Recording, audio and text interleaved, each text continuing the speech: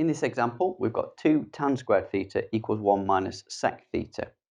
Remember that when we're solving trig equations, it's often useful to look out for where squared functions appear. So in this case, we've got tan squared, because quite often when you've got a squared trig function, you can use an identity to write it in terms of another trig function. So in this case, we've got tan squared.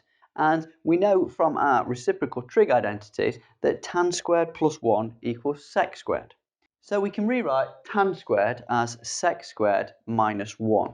So we'll do that first on the left-hand side.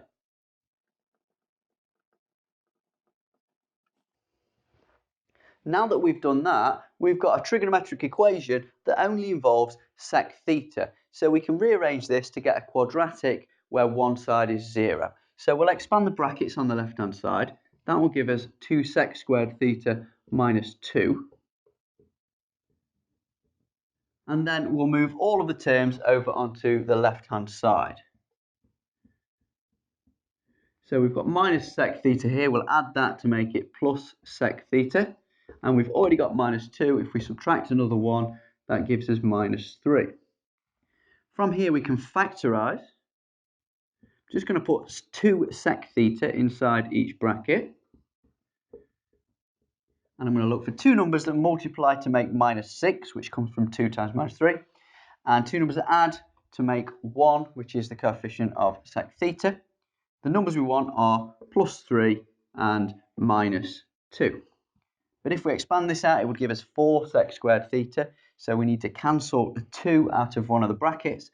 That comes in here. If we divide this bracket by 2, we get sec theta minus 1. So now we've got 2 equations here that we need to solve. We'll start with the one on the left. It's going to be 2 sec theta plus 3 equals 0. And if we rearrange that, we get sec theta equals minus 3 over 2. Taking the reciprocal of both sides, we get cos theta on the left and minus 2/3 on the right. And if we do inverse cos of minus 2/3, we get our first solution as theta equals 132 degrees to the nearest degree. To get a second solution, we need to do 360 degrees minus the first solution, and that gives us 228 degrees to the nearest degree. Let's also look if we can get any solutions from the second equation. So we've got sec theta equals 1. Taking the reciprocal of both sides, it gives us cos theta is also equal to 1. And using the graph, we know that cos theta is 1 at 0 and 360 degrees. So that gives us 4 solutions. We'll write them at the bottom all on a single line. Theta equals 0, 132,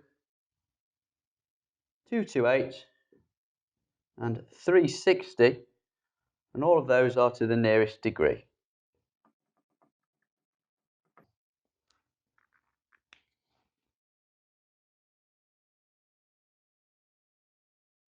In this example, we've got cosec squared x plus 2 cot x equals 9. Again, we're going to look for squared trig functions. We've got cosec squared this time, so we can use the reciprocal identity for cosec squared, which says 1 plus cot squared is cosec squared. So we can replace cosec squared x with 1 plus cot squared x. From here, we can get this as a quadratic in terms of cot with one side equal to 0. So we get cot squared x plus 2 cot x. We've got a 1 on this side already. Subtract the 9 gives us negative 8. From here, we can look to factorise. So we can put cot x in each bracket.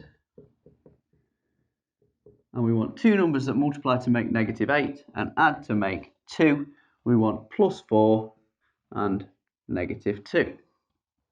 Let's start by taking the first bracket and making that equal 0. That's going to give us cot x plus 4 equals 0. So cot x equals negative 4. Taking the reciprocal of both sides from here gives us tan x equals negative 1/4. So to get our first solution for this equation, we're going to do inverse tan of negative 1/4, which gives us minus 0.2449. However, this solution is not in the required interval, so we won't include it in our final answer. But what we can do is take this solution and add multiples of pi. As we're solving an equation for tan in between 0 and 2 pi, we would expect two solutions. So if we add one multiple of pi to this, we get 2.896.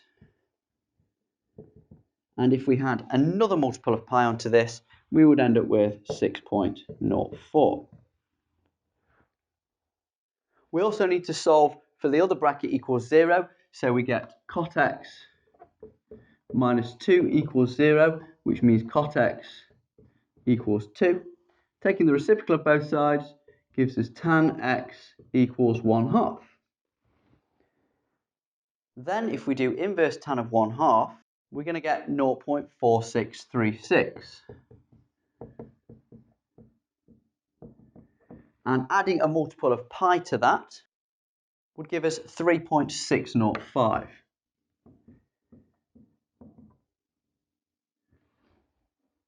Finally, we'll collect all our answers together into a single solution at the bottom.